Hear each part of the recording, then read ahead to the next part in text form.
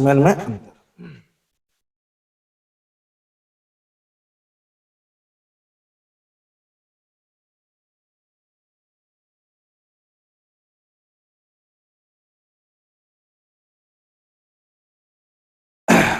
चलिए देखिए, तो हम लोग जो है कि दो चीजों पे अभी डिस्कस करेंगे, और जो आप लोगों को बहुत ज्यादा समस्या होती है, बच्चों को खास करके माथा हिला दिया जाता है, तो उसको समझ में नहीं आता है कि शुक्राणु क्या है और वीर्य क्या है, स्पर्म क्या है और सीमेन क्या है।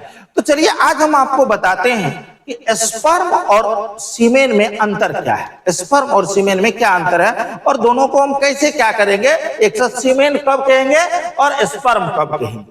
अब एक तरफ है, यहां पे जरा देख लीजिए, हम लिख देते हैं स्पर्म, इसको हम क्या कहते हैं, शुक्राणु, शुक्राणु, और एक तरफ क्या लिखते हैं, सीमेन, सीमेन, इसको क्या कहते हैं, वीर्य, क्या कहते हैं, वीर्य, सीमेन और वीर्य। जरा ध्यान दीजिए, शुक्राणु क्या होता है कि यह मियोसिस सेल डिवीजन के द्वारा क्या होता है, सेमिनिफेरस ट्यूब्यूल में बनता है, शुक्रजनक नलिका में यह क्या होता है, बनता है, और यह क्या होता है, अगुणित संरचना होता है, हैप्लॉइड होता है।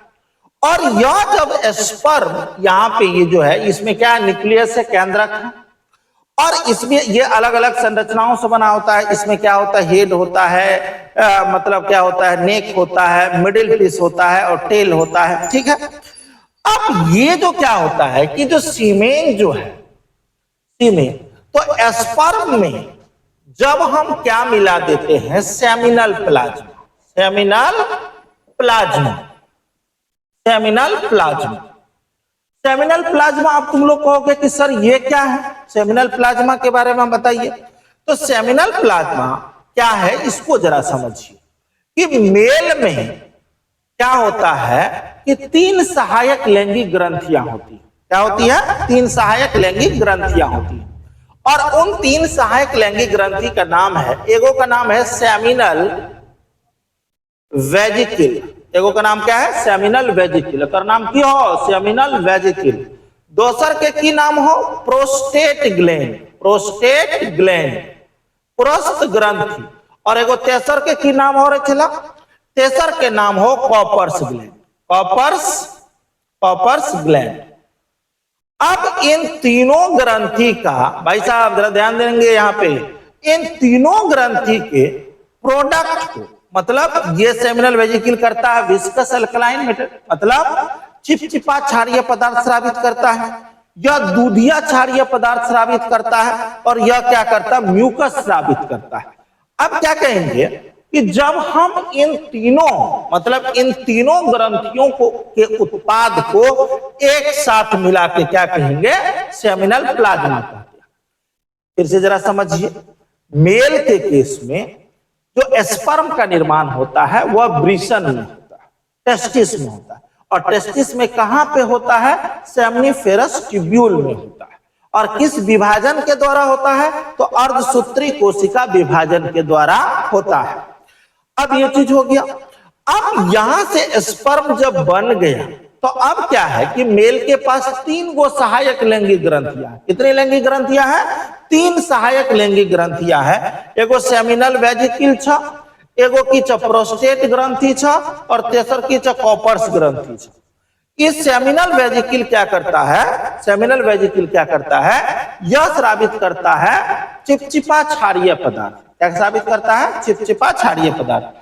यह क्या स्रावित करता है, दूधिया क्षारीय पदार्थ, और यह क्या स्रावित करता है, म्यूकस स्रावित करता है। क्या करता है, म्यूकस स्रावित करता है। और जब इन तीनों के उत्पाद को, मतलब दूधिया क्षारीय पदार्थ, चिपचिपा क्षारीय पदार्थ और म्यूकस को, इन तीनों को एक साथ मिला के हम क्या कहते हैं, सेमिनल प्लाज्मा कहते हैं। क्या कहते हैं, सेमिनल प्लाज्मा कहते हैं। और इस सेमिनल प्लाज्मा में जब हम किसको जोड़ देते हैं, शुक्राणु को जोड़ देते हैं, तो इन दोनों को सामूहिक रूप से हम क्या कहते हैं, सीमेन कहते हैं। और जो शरीर के जो बाहर आता है, लैंगिक उत्तेजना के बाद जो शरीर के बाहर आता है, वह क्या आता है, सीमेन आता है, ना कि सिर्फ शुक्राणु आता है। कोई दिक्कत है, पूरा अंडरस्टूड है। अब ये क्या होता है, सीमेन क्या समझ गए, सेमिनल प्लाज्मा प्लस स्पर्म को हम एक साथ क्या कहते हैं, सीमेन कहते हैं। अब ये जो सीमेन है, यह क्या है कि यह एक दूधिया, मतलब दूधिया क्षारीय पदार्थ, या मतलब एक क्या कहते हैं, चिपचिपा पदार्थ होता है, विस्कस पदार्थ होता है, जो क्या होता है कामोन्माद के सेक्सुअल एक्साइटेशन के टॉप ऑर्गेज्म के बाद क्या होता है, मेल के पेनिस से रिलीज होता है, मेल के पेनिस से क्या होता है, रिलीज होता है। और इसकी अमाउंट सामान्यतः कितनी होती है, 3 से 5 ml के करीब होता है। कितना होता है, 3 से 5 ml के करीब होता है। अब इसका जो क्या है पीएच वैल्यू है वो होता है 7.35 से लेके 7.50 के बीच में होता है। कितना होता है, 7.35 से 7.50 के बीच में होता है। रंग कैसा होता है, भद्दा दूधिये रंग का संरचना होता है। और इसमें जो क्या कहते हैं, यह जो है कि ये क्लॉटेड फॉर्म में बाहर आता है। किस फॉर्म में आता है, थक्का के रूप में बाहर आता है। और 15 से 30 मिनट के बाद यह थक्का एक एंजाइम होता है फाइब्रिनोलाइसिन, फाइब्रिनोलाइसिन के द्वारा ये क्या होता है, क्लॉट क्या होता है, टूट जाता है।